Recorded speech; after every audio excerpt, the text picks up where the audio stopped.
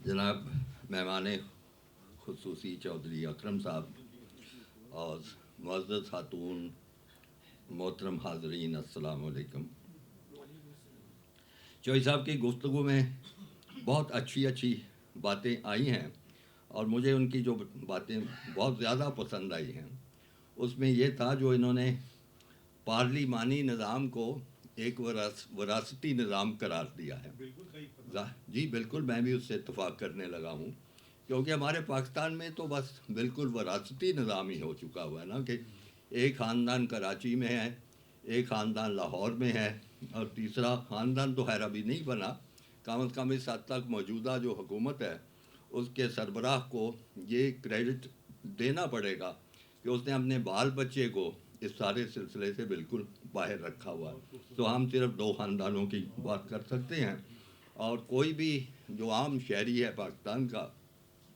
وہ یہ سمجھتا ہے کہ اب حکومت سازی اور حکومت کرنے کا حق جو ہے یا تو وہ جاتی عمرہ کو ہے، تو یا وہ جو ہے بلاول ہاؤس کو ہے وہاں پہ، جو کہ پارلیمانی نظام اگر صحیح معنوں میں اس کی روح کے مطابق نافذ ہو تو اس قسم کی کوئی بات نہیں ہوتی۔ ہوتا ہے کہ باپ کے بعد بیٹا بھی آتا ہے، لیکن وہ اپنی پوری بھرپور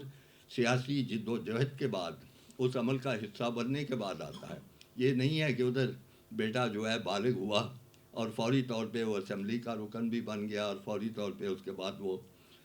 آگے بڑھنا شروع ہو گیا۔ اور یہ بری روایت جو ہے جاتی عمرہ سے ہٹ کے اور کراچی کے علاوہ آپ دیکھیں گے کہ اور خاندانوں میں بھی اس کی مثال آپ کو نظر آ جائے گی۔ جمہوریت کا خوبصورتی کی انہوں نے بیان کی تھی کہ آپ اس میں واضح طور پہ سربراہ مملکت سے اختلاف کر سکتے ہیں۔ تو یہ بات سن کے مجھے اس کا موضوع سے کوئی خاص تعلق نہیں ہے، مجھے وہ صدر ریگن کا ایک پسندیدہ لطیفہ یاد آ گیا، جو کہ وہ روس کے بارے میں بتایا کرتے تھے کہ وہ جو روسی صحافیوں سے بات کر رہے تھے اور ان کو بتا رہے تھے کہ امریکہ میں جمہوریت ہے اور اس کا خوبصورتی اور حسن یہ ہے،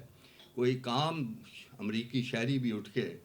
مجھے کہہ سکتا ہے کہ جناب صدر میں آپ سے اتفاق نہیں کرتا، اور یہی طاقت ہے ہمارے نظام کی۔ تو روسی جو صحافی تھے انہوں نے کہا کہ یہ تو کوئی مشکل نہیں، ہم بھی ایسے کر سکتے ہیں۔ اس نے کہا آپ کر کے مجھے مثال دیجیے۔ اس نے وہیں کہا کہ جناب صدر میں آپ سے اتفاق نہیں کرتا۔ تو اس طرح کی آزادی کی بات نہیں کر رہے ہم۔ آزادی تو یہ ہونی چاہیے کہ حاکم وقت کے سامنے آپ حق کا کلمہ، حق کی بات کر سکیں، جو کہ یہاں ممکن نہیں ہے۔ اگر کسی کو ایسا کوئی دعویٰ ہو تو میں چاہوں گا کہ وہ ہاتھ کھڑا کرے اور بتائے کہ کون ایسی بات کر سکتا ہے۔ چوہی صاحب نے ایک بات اور کی تھی کہ جب ہماری پوری قوم 6.5 فٹ کی جگہ میں جانے کے لیے تیار ہو جائے گی تو پھر وہاں پہ قرآن کا نظام نافذ ہو سکے گا۔ میں چوہی صاحب کو یقین دلانا چاہتا ہوں کہ اپنی بات کے علاوہ ہم ہر ایک کو 6.5 فٹ کی جگہ پہ بھیجنے کے لیے تیار ہیں، اس لیے اس میں کوئی تاخیر نہیں ہے۔ اگر اس وجہ سے قرآن کا نظام نافذ کرنا ہے، صرف یہ ہے کہ استثناء اس فرد کو دے دی جائے جو کہ یہ دعویٰ کر رہا ہو۔ میری ان کی گفتگو سے میری سوچ گئی تھی 1947 کی طرف کہ ہم نے کیا کیا نعرے لگائے، کیا کیا جوش دلانے والی باتیں کی تھیں۔ ہم نے کہا تھا کہ پاکستان کا مطلب کیا، لا الہ الا اللہ، اور اس نظام میں جو شورائی نظام اور خلافت راشدہ کا نظام اور تاریخ میں جتنی مثالیں بھی آپ ڈھونڈیں، اس میں سب سے پہلی جو ایک شرط ہوتی ہے وہ دیانتداری کی ہوتی ہے۔ مجھے یہ محسوس ہوتا ہے کہ ہماری قومی جو سفر کا آغاز جو تھا وہی غلط ہوا تھا۔ بہت کم اس بارے میں گفتگو ہوتی ہے، بہت کم اس کے بارے میں پڑھنے کا موقع ملتا ہے، لیکن یہ بڑی اہم بات ہے۔ آپ دیکھیے کہ 1947 میں جب ملک تقسیم ہوا، ہم آزاد مملکت بنے، تو یہاں سے جو ہجرت ہوئی ہماری طرف جو لوگ آئے یہاں سے جو ہندو غیر مسلم گئے، میرا خیال ہے، میں نے جتنی بھی تحقیق کی ہے، یہاں سے جانے والوں کی تعداد جو تھی وہ بہت کافی زیادہ تھی، یا کم از کم ان کی جو اقتصادی حالات تھے وہ ایسے تھے کہ وہ بہت خوشحال لوگ تھے۔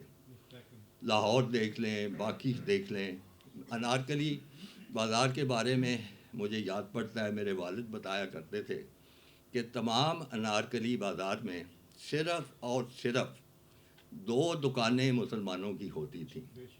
ایک شاید بامبے قلعہ تھا اس کا بتایا کرتے تھے، ایک کوئی اور تھے شیخ ناز، باقی تمام بازار جو تھا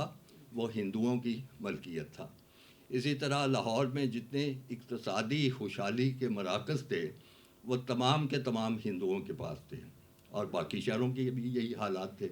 سندھ میں بھی یہی صورتحال تھی۔ تو وہ تمام جو لوگ تھے، جو مالکان تھے، جو چھوڑ کے گئے، اس کا مطلب یہ تھا کہ پاکستان کی جو ایسٹس تھے، اثاثے تھے، وہ اکثریت جو تھے وہ لاوارث ہو گئے اور ان کا مالک کوئی نہیں رہا تھا، جبکہ اس کے مقابلے میں جو ہجرت کر کے مسلمان ادھر آئے ان میں سے اکثریت جو تھی وہ خوشحال لوگوں کی نہیں تھی، بہت تھوڑے لوگ ایسے تھے جو خوشحال ہوں گے، اکثر و بیشتر مفلس اور نادار لوگ جو تھے، گاؤں کے کسان، کھیتی باڑی کرنے والے، چھوٹے موٹے سرکاری ملازم، تاجر، یہ لوگ آئے تھے۔ اب اتنا کچھ اثاثے جب خالی ان کو ملے اور اس کی پھر جو بندر بانٹ ہوئی، جس طرح بے رحمی سے وہ کلیموں کا سلسلہ چلا اور جس طرح مقامی لوگوں نے بھی اس لوٹ مار میں ہاتھ رنگے، میں سمجھتا ہوں کہ آغاز ہی بددیانتی سے ہوا، پورے کا پورا ملک کا آغاز جو تھا قومی سطح پہ وہ بددیانتی سے ہوا۔ یہ نہیں سوچا گیا کہ اتنے اثاثے جو ہیں وہ نہیں دیے جا سکتے لوگوں کو، کیونکہ وہ ملکیت کا کوئی حق نہیں رکھتے تھے۔ اسی لیے آپ نے سنا ہوگا وہ محاورہ اس زمانے میں ہوا تھا کہ ہمارے اتنے پودینے کے باغ ہوتے تھے اس طرف، ایسے ایسے جعلی کلیم جن کا میں ذاتی طور پہ بھی مجھے علم ہے، وہ لیے لوگوں نے،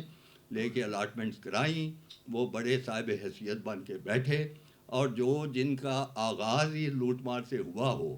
اور وہ ایلیٹ کا بھی حصہ ہوں، اب مجھے بتائیے کہ کہاں سے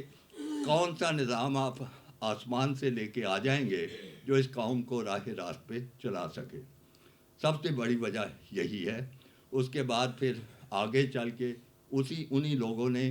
لائسنسوں کی سیاست کا بازار گرم کیا، روٹ پرمٹس کا بازار گرم ہوا، پھر سنیما کے لائسنس جو تھے وہ بکنے شروع ہوئے۔ تو میں سمجھتا ہوں کہ یہ جو اقتصادی شعبدے بازی اور اقتصادی بے ایمانی کا آغاز ہوا، کسی بھی نظام کو لانے کے لیے، کامیاب بنانے کے لیے، چاہے وہ ادھر بیٹھے ہمارے دوست جنہوں نے کہا کہ قرآن کا نظام لے کے آئیں، کہاں سے لے کے آئیں گے؟ اس قسم کی ڈاکو اور لوٹ مار کرنے والی قوم قرآن کا نظام کیسے قبول کرے گی یا کیسے لے کے آئے گی؟ چاہے آپ ڈکٹیٹرانہ نظام لے کے آئیں، لیکن اس کے پھر تقاضے ہوں گے، پھر اندھا دھند قسم کی محاسبہ ہو، پھر اکاؤنٹیبلٹی ہو، اور پورا اس کا بندوبست کیا جائے۔ تو انہی الفاظ کے ساتھ میں آپ کا شکریہ ادا کرتا ہوں، آپ لوگ تشریف لائے، بہت مہربانی۔